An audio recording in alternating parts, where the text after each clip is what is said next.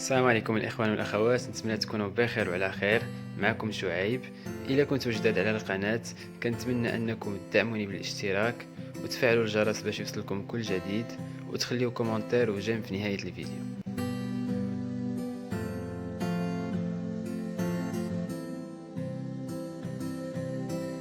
Dans cette vidéo, nous allons aborder la méthode à suivre pour résoudre un problème d'optimisation à l'aide du logiciel Lingo en procédant à deux exemples. On commence par le premier exemple qui est la résolution d'un problème de maximisation. On considère donc le programme linéaire suivant.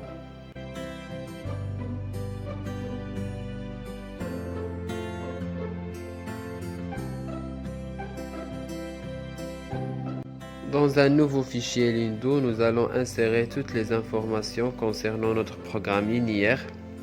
On introduit d'abord la fonction objectif.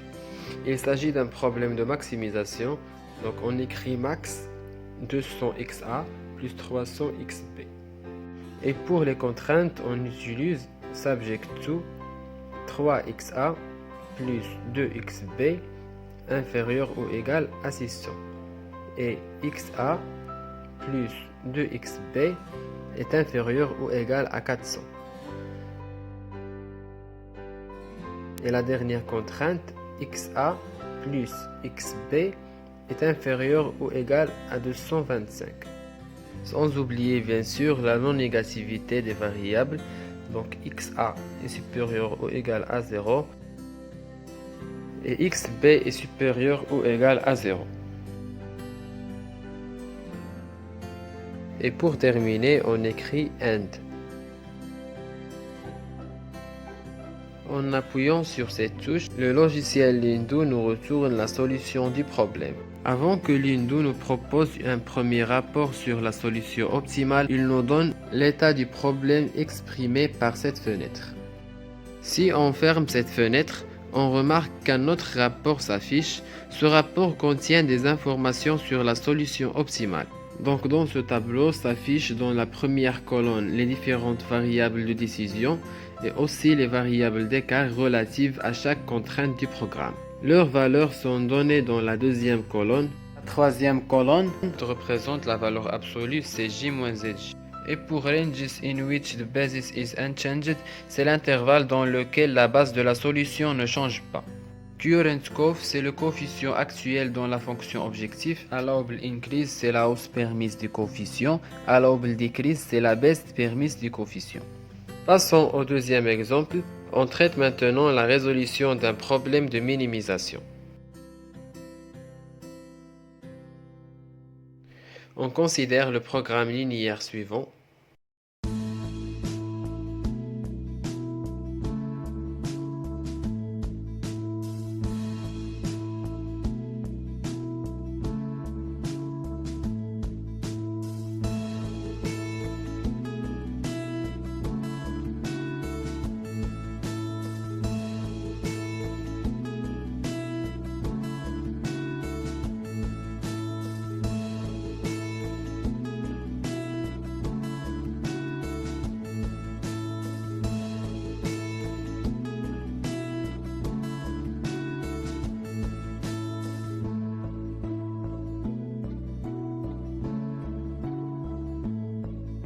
Dans tous les modèles de Lindo, la fonction objectif est définie en première ligne.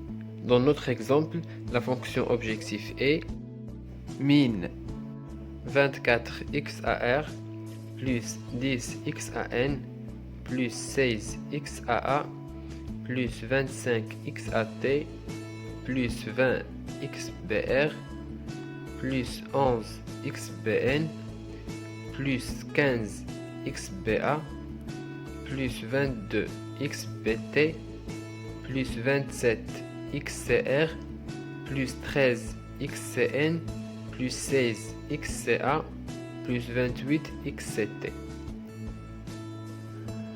Pour commencer à écrire les contraintes, il faut introduire la mention subject2 ou tout simplement son abréviation ST. Dans notre exemple, on a 3 contraintes de l'offre et 4 contraintes de la demande. On commence par les contraintes de l'offre. Donc XAR plus XAN plus XAA plus XAT est égal à 16.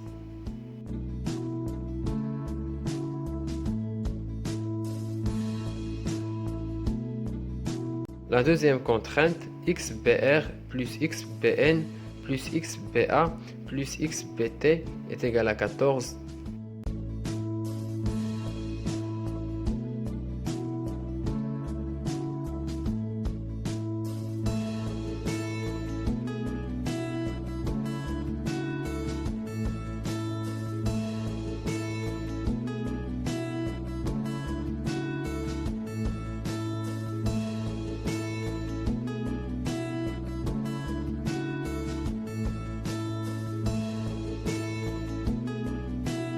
Et pour la troisième contrainte, XCR plus XCN plus XCA plus XCT est égal à 10.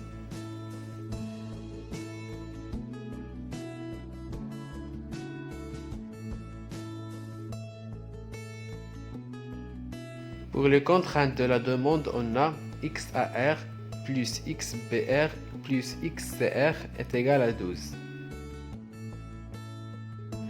Et XAN plus XBN plus XCN est égal à 6.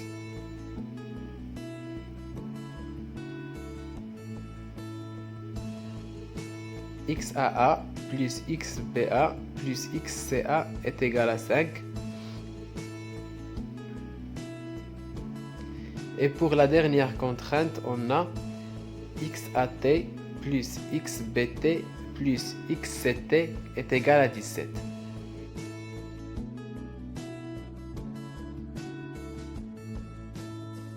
On termine les contraintes par AND, mais on ne doit pas oublier que les variables de décision sont entiers. Donc on déclare le type de variable entier par GIN.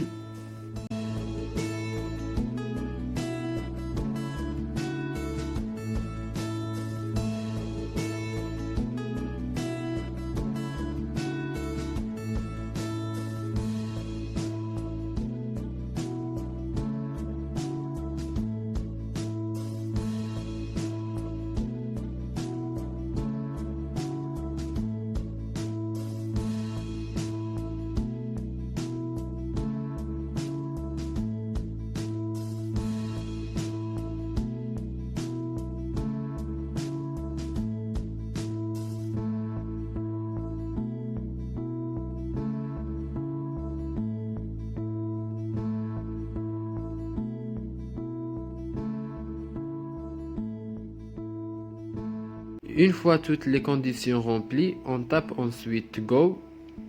On trouve le rapport préliminaire qui nous indique status optimal. Il nous informe sur l'état de la solution actuelle. Elle est optimale. Itération 9. Il indique le nombre d'itérations nécessaires pour résoudre le problème en utilisant la version révisée de la méthode du simplex.